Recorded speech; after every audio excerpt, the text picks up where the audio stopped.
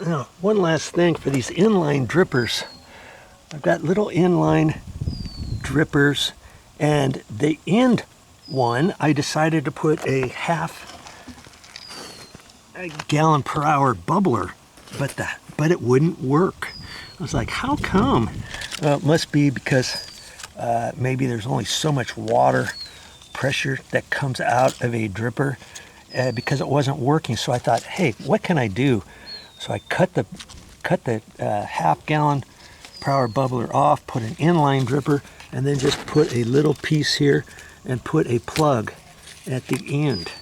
Okay, so now I got all the inline bubblers working properly.